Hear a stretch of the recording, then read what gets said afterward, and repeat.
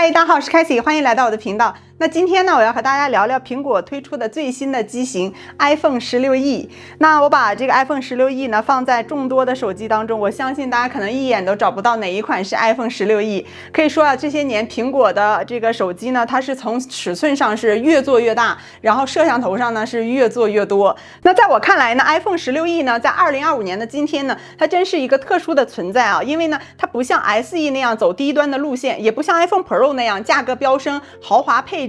但是 iPhone 16E 呢，我觉得就是苹果为大多数人量身定做的一台够用型的 iPhone。虽然它呢没有钛金属的机身，也没有灵动岛，也没有3个摄像头，但是它有 A18 的芯片，有最新的 C1 调制解调器，同时呢，它的主摄像头呢是有4800万的像素。那它的价格呢仅仅599美元，那比起 iPhone Pro 系列呢，真的就是便宜很多，并且呢，它在重量上呢也更轻。那所以呢，我觉得 iPhone 16E 呢就是那个不多不少、恰到好处的选择。那在我用了几天之后呢，我得出的结论呢，就是它是一部非常好的手机，但是它不适合我。不过呢，它又很可能适合你哦，因为呢，我是一个重度的手机使用者，我很喜欢平常拍照片呐、拍视频呐，偶尔会在手机上剪辑视频，那也会跑一些 AI 的应用，而且呢，更多的时候呢，我也很喜欢刷社交媒体或者追剧。我追剧的时间呢就非常的长，可能长达几个小时，真的是就是经常手机在手上的那种。那在我使用的过程中呢，我觉得它也有很多存在的惊艳的点啊，所以呢，今天的这期视频呢，我就要给大家详细的分享一下这款手机 iPhone 16E。那我觉得它呢，也算是在 iPhone 的历史进程中算是一个全新的突破了。那首先呢，让我们先说一下这款手机的外观。它拿在我手里的第一感觉就是，哦，好轻巧啊，因为它整体机身呢仅有167克，而且它的尺寸呢也相对比较小。那我们来对比一下这个 iPhone 14 Pro Max， 这个能看出来啊，它俩这个从重量上和尺寸上真的就是完全是两个手感啊。那这个比较小巧呢，就单手握持呢就非常的方便，也不太担心它会滑落，所以就不用担心在追剧的时候一不小心砸到脸上，即便砸下来也真的是很轻啊。那因为 iPhone 16E 呢，它采用的是航空级的铝金属的边框，而 Pro 系列呢采用的就是钛金属。那钛金属呢会比铝金属呢要重很多。那当然了，这个钛金属肯定是在坚硬程度上会更好一些。那在这个颜色上呢 ，iPhone 16E 呢它其实是有2个颜色选择，一个是我手里的这个黑色的，另外一个呢就是白色。它们呢搭配的是这个哑光的这个磨砂玻璃背板，那看起来呢就是非常的简洁低调，所以呢它的手感呢就是摸起来会比较细腻，然后也不太会容易滑落啊。就是这样拿在手里的话，即便你不去套一个保护壳的话呢，我觉得也不会太容易滑落，因为它没有那么滑。那整体的这个机身质感呢，我觉得就是依然还是这个苹果的水准啊，非常的简洁。而且这块背板呢，它不太容易就是沾指纹，因为像其他的呢，可能有一些镜面的那种背板呢，就会容易沾指纹，然后呢可能会感觉有点脏脏的。同时搭载6.1英寸 OLED 视网膜 XDR 显示屏，采用第4代超瓷晶面板，比普通玻璃更坚固、抗刮又耐摔，并且整机支持 IP68 级防水，能在最深6米的水下停留长达30分钟。但是呢，它只有60赫兹的这个刷新率，是的，它没有高刷，因为 Pro 系列呢，它是具有120赫兹的高刷新率的。那如果你没有之前用过 Pro 的朋友呢，可能你是感受不到那么明显，但如果你在对比之后呢，你会感觉就是在滑动这个屏幕的时候呢，会有这种微微的锯齿感。那说到 iPhone 16E 的屏幕设计，很多人大家第一眼就能看见啊，它现在是采用的是刘海屏啊，因为呢它并没有用上灵动岛，这到底是为什么呢？其实很简单，就2个字：成本。因为呢 iPhone 16E 呢它是属于苹果Essential 系列，也就是基本的意思。那么目标呢就是压缩成本，让更多的用户用上 iPhone。从正面呢就是感受呢，给我们觉得就是这个刘海屏呢，其实呢会比这个灵动岛呢更显眼。那在我们使用过程中呢，其实这个在看这个全屏的这个视频或者打游戏的时候呢，这个视觉遮挡感呢就是会有一点明显的。那所以呢这个刘海屏就是相对来说呢就有一点点的丑了。那大家肯定更关心 iPhone 16E 呢在这个性能表现上如何。其实呢它是和 iPhone 16标准版呢采用的相同的 A18 的芯片，所以呢在我使用的过程中呢，我觉得它这个系统反应能力呢也是非常的快，而且呢在开关 App 呀使用过程中呢都是非常的流畅。但是它的 GPU 核心呢从标准版的6个下降到了4个 GPU， 也就是直接影响它的图形渲染能力。那这也就是意味着它呢比较适合这种就是轻度使用的朋友，就是日常使用社交媒体追剧拍照或者是剪辑一点短视频这个还是可以胜任的。当我通过 Geekbench 6对2部手机进行跑分测试 ，iPhone 16E 的 CPU 和 GPU 跑分都高于 iPhone 14 Pro Max。那同时呢，这个手机呢，我觉得它最大的优点呢，就是在它续航方面，真的就是让我很惊喜因为呢 ，iPhone 16E 呢，它内置配备了是3279毫安的电池，那配合这个 A18 的这个处理器呢，它的这个节能的架构也就是官方这个宣称呢，它的这个播放视频的时间呢，可以长达26小时，也就是这个续航表现呢，其实是非常的优秀了。因为呢，我们其他的一些手机，有的时候我觉得一天下来就有的时候坚持不住了，就要去充电了。但这个手机你想想，26个小时，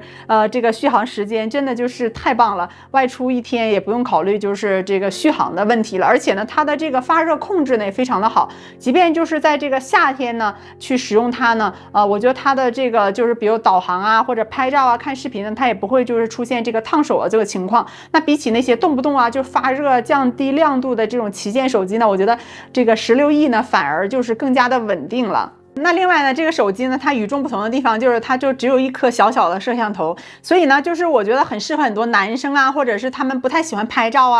然后也很少录视频我觉得给他们再多的摄像头可能都是这个有点浪费了所以呢，这次苹果呢是采用了一个全新的4800万的这个主摄，它相当于是将2台相机呢合二为一，所以呢，它在这个拍照同时呢，它具有这个2倍的长焦的双重能力，所以你不需要就是更多的摄像头就可以拍得这个非常清晰的这个中距特写，拍人像的时候也是非常的实用。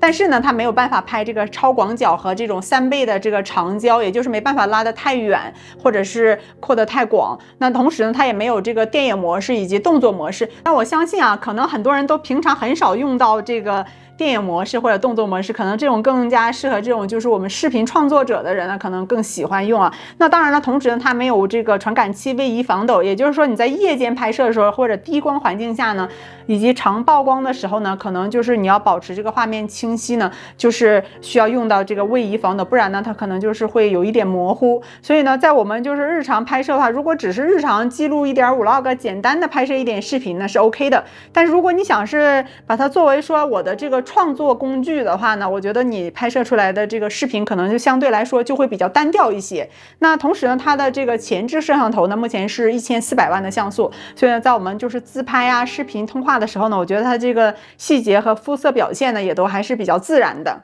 10 robo-servants. Ice cream machine, pizza machine, french fry machine. Yeah, I know. You can have one of my robo-servants. Okay. Hey, what's going on? 现在这个视频规格是 4K 60帧，然后我们看一下它的防抖。我现在是在走路，那我们跑一下看看。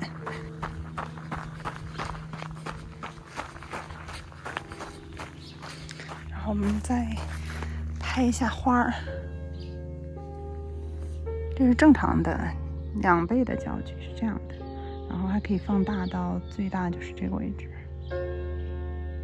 这是最小，也就是最广的就是这么广，这样。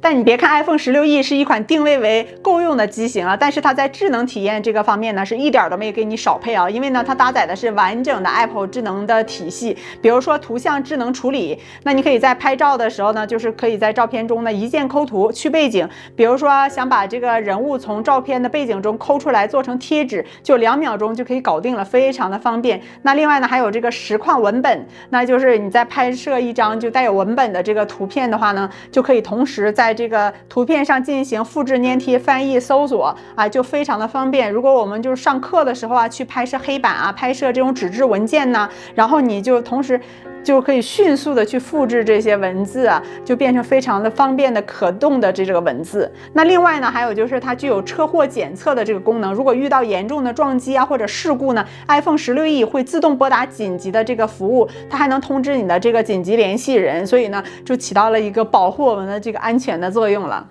那另外呢 ，iPhone 16E 呢还有卫星紧急求助功能，也就是如果你在没有信号的地方，比如说深山呐、沙漠呀或者野外呀，你是可以通过卫星发送定位和文字信息求救的这个方式，所以就再也不用担心你失联了。同时呢，它还支持杜比世界拍摄，以及呢它的麦克风呢，我觉得也非常的棒。所以呢，在我们拍摄视频的时候，会发现它的这个色彩呢也非常出众，然后画面也比较细腻。那它这个麦克风录制的这个声音呢也非常的清晰。那如果你直接用来录 vlog 呢，你这个视频也是可用的。今天太阳还没出来，现在是上午。今天天气是多云。那同时呢，它也是与这个苹果生态非常好的融合，它也是完全支持苹果全家桶，比如说 iCloud、AirDrop、AirPods， 还有就是自动切换 Apple Watch 的这个解锁呀，还有 Hand Off 跨设备这个协作等等。那在苹果这个生态下呢，其实它是非常的丝滑顺畅啊，所以呢，别以为它就是一个阉割机啊，其实它在智能体验方面呢，它真的就是继承了苹果正统的血脉啊。iPhone 16E 呢，这次配备的是 Type-C 的充电接口，也就是支持20瓦的快充功能。不过呢，有一点值得注意的就是它不支持 MagSafe 的这种磁吸功能。像以往的话呢，我们可能通过磁吸就直接去充电，但是呢，这一次呢就没有磁吸了，所以呢，就是你日常来说就只能用到普通的无线充电器呢，它是兼容的，也就是那种 QI 充电器。不过它的这种无线充电非常的慢，仅有7.5瓦。那所以呢，我还是建议大家用这个 Type-C 的这个充电线呢去给它充电，这样呢可以充电时间会更快一些。那另外呢，因为它没有这种专属的磁吸环了，所以不能像 Pro 机型那样啪的一声就吸附在这个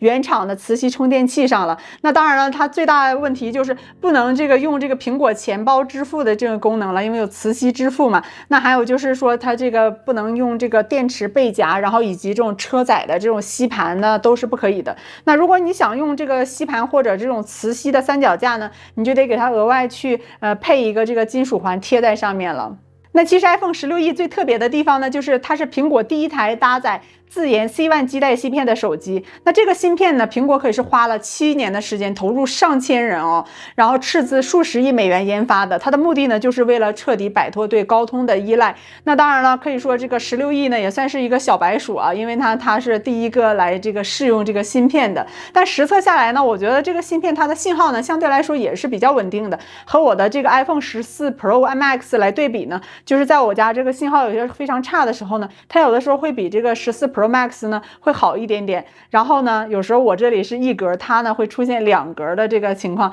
所以呢，你要说好很多呢，其实也并没有。那另外呢，它的这个在 WiFi 功能呢，其实这个是有点倒退的啊，因为呢，其他手机是支持 WiFi 7，但是呢 iPhone 16E 呢，它支持的是 WiFi 6。那么并且呢，同时呢，就有点失望的地方呢，就是它取消了 UWB 的这个精确查找的这个功能。那以前呢，就是我们平常可能会更多的时候使用查找这个 AirTag， 然后把它放在钱包里啊，或者是放在钥匙上啊，然后就会在这个查找的时候就知道在你左边右边2米啊，或者是这个方位非常的细